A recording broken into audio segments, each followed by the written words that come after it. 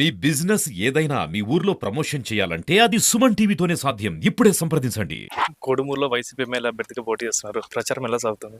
చాలా ఉత్సాహంగా సాగుతుంది. కొత్త మేనిఫెస్టో తోటి ఇంకా ఉత్సాహంగా ఉన్నారు ప్రజలు. చిన్న చిన్న టెక్నికల్ ఇష్యూస్ తప్ప ప్రజలందరూ చాలా ఉత్సాహంగా ఎదురు చూస్తున్నారు. ఎప్పుడు మే 13 వస్తుందా, ఎప్పుడు ఫ్యాన్ గుర్తుపై ఓటు వేయాలని.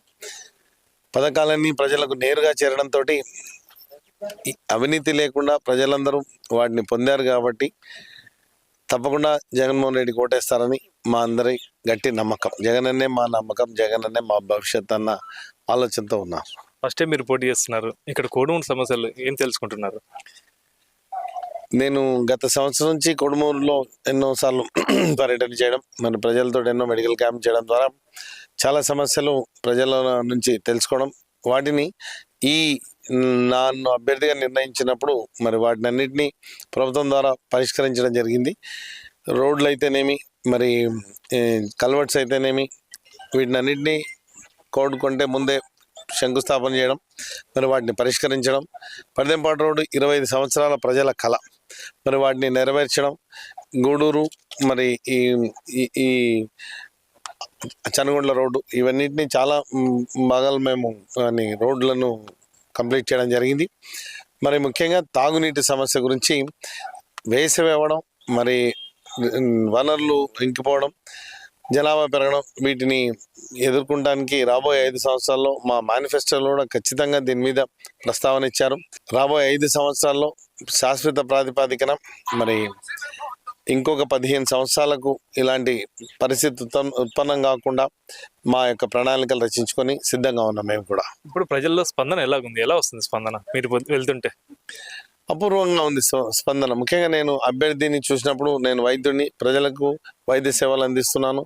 ప్రజలకు ఒకటే మాట చెప్పున్నాను అందరికీ: మతం చూడం, కులం చూడం, రాజకీయం చూడం, పార్టీ చూడం, ప్రజలకు సేవ చేస్తానన్న విషయాన్ని ప్రజలు చాలా బాగా రిసీవ్ చేసుకున్నారు, చాలా బాగా అర్థం చేసుకున్నారు. వాళ్ళందరికీ నేను ఒకటే చెప్తున్నాను, ఇంకా వాళ్ళ తరం అయిపోయింది. రాబోయే తరంలో జగనన్న విద్యా విధానానికి ఇచ్చిన ప్రాధాన్యత, నాడు నేడు, మరి అమ్మఒడి, ఇంగ్లీష్ మీడియం స్కూల్స్, ఇవన్నీ రాబోయే తరాలకు మార్గనిర్దేశంగా నిలబోతున్నాయని చెప్పినప్పుడు అవన్నీ అనుభవించారు కాబట్టి వాళ్ళు నాలాంటి విద్యావంతుడిని చాలా హక్కున చేర్చుకుంటున్నారు. 2019లో డాక్టర్కి ఓటేసి ఎమ్మెల్యే గెలిపించారు. మళ్ళీ ఈ డాక్టర్కి ఎందుకు ఓటేయాలా, ఎందుకు గెలిపేయాలా? ఇప్పుడు నేను ప్రతి గడపకు వైద్యుని అవుతానని ప్రతి ఒక్కరికి ఇంటికి ఫోన్ నెంబర్ ఇస్తూ చెప్తున్నాను. ఎక్కడ వైద్య అవసరాలు వాళ్లకు కలిగినా నాకు ఫోన్ చేస్తే నేను వాళ్లకు ప్రభుత్వం తరఫునటువంటి ప్రభుత్వ ఆసుపత్రి కానీ, ఎంపానల్ హాస్పిటల్స్ కానీ, ఆరోగ్యశ్రీ ద్వారా కానీ వాళ్లకు వైద్య సేవలు అందించడానికి రెడీగా ఉన్నాను. అన్నిటికంటే ముఖ్యంగా నేను ఎప్పటి నుంచో రాజకీయాల్లో ఉన్నాను. ప్రత్యక్ష రాజకీయాల్లో రావడం ఈ 2024 నుంచి మరి జగనన్న నాకు అవకాశం ఇచ్చున్నారు. ప్రజా సమస్యల పట్ల, ప్రజా జీవితం పట్ల మంచి అవగాహన ఉన్న వ్యక్తిగా ప్రజలకు సేవ చేయాలన్న తపన, మరి కోట్ల హర్షవర్ధన్ రెడ్డి గారు నాకు ఇచ్చినటువంటి ఈ అవకాశాన్ని మీరు ప్రత్యర్థి మరి టీడీపీలో ఉన్నటువంటి అభ్యర్థిని కానీ, వాళ్ళ నాయకత్వాన్ని కానీ మీరు ఒకసారి గమనిస్తే వాళ్ళకున్న నేపథ్యం, మరి గ్రామాలలో వర్గాలు, కొట్లాటలు, కక్షలు లాంటి వాతావరణంలో వాళ్ళు పనిచేస్తున్నారు. నాకైతే ప్రశాంత వాతావరణం వైఎస్ఆర్సీపీలో నాయకులందరూ కలిసికట్టుగా ఉన్నారు. మీరు గమనించినట్లయితే మాజీ శాసనసభ్యులు ప్రకాష్ రెడ్డి గారు అయితేనేమి, మరి మణిగాంధీ గారు అయితేనేమి, మరి చక్రపాణి రెడ్డి గారు అయితేనేమి, అందరూ కలిసి వచ్చి నాయకత్వం నా వెన్నంటి ఉండి నడిపిస్తూ ప్రజలకు మంచి సేవలు అందించడానికి నన్ను ప్రోత్సహిస్తున్నప్పుడు ఇది నిజంగా అదృష్టంగా భావిస్తున్నాను. ఓకే, మీరు చెప్పండి సార్. పోయినసారి డాక్టర్ సుధాకర్ గారిని గెలిపించారు. ఇప్పుడు ఈ డాక్టర్ని ఎలా గెలిపిపోతున్నారు? మాకు ఇక్కడ డాక్టరా ఇంకోరా అని కాదు, వైఎస్ఆర్ కాంగ్రెస్ పార్టీ అభ్యర్థి జగన్మోహన్ రెడ్డి గారు పంపించేది ముఖ్యం. వాళ్ళు ప్రజలకు సేవ చేయాలనేది, మాతో పాటు కలిసి పనిచేసి ప్రజలకు కావాల్సినటువంటి ఎన్నో ఆశయాలతో కార్యకర్తలు అయితేనేమి, నాయకులు అయితేనేమి, అదేవిధంగా ప్రజలైతేనేమి ఉన్నారు. వాళ్లకు అనుగుణంగా, వాళ్ళ ఆశయాలకు అనుగుణంగా మేము పనిచేయాలి. కానీ ఇక్కడ డాక్టర్ అనేది యాదృచ్ఛికంగా రెండోసారి కూడా డాక్టర్కి రావడం జరిగింది అంతే తప్ప వేరే డాక్టర్లు, ఆ డాక్టర్, ఈ డాక్టర్ అనేది ఏమి లేదు. నెక్స్ట్ సతీష్ గారు ఎమ్మెల్యే అయితే మీరు ఎలా కలిసి పెట్టిపోతారు? సతీష్ గారైనా, సుధాకర్ గారైనా, ఎవరైనా కూడా నా ఉద్దేశము కార్యకర్తల్ని పార్టీ పరంగా నేను నా కార్యకర్తల్ని కాపాడుకోవాల్సిన బాధ్యత నా పైన ఉంది.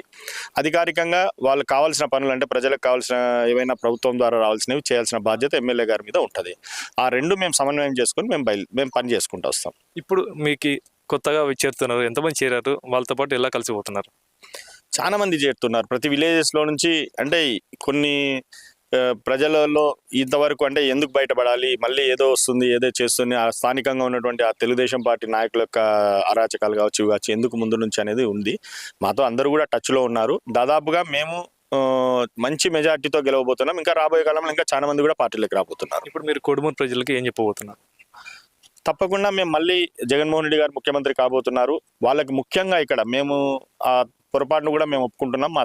ఎందుకంటే మేము 2019లో కూడా నీళ్లు కోడుమూరు పట్టణానికి తాగునీటి సమస్యను పరిష్కరిస్తామని చెప్పి మాట ఇచ్చాము. కొన్ని అనివార్య కారణాల వల్ల లాస్ట్ మూమెంట్లో 30 కోట్లతో మేము శాంక్షన్ చేయించుకోవడం జరిగింది. టెండర్స్ వరకు పోయాయి. కానీ అధికారం అంటే ప్రభుత్వం ఎలక్షన్స్ ఉన్నాయి కదా అనే ఉద్దేశంతో కాంట్రాక్టర్స్ ముందుకు రాలేదు. దానికి మేము ప్రజలకు క్షమాపణ చెప్పడానికి కూడా మాకు ఏ విధమైన మొహమాటం లేదు.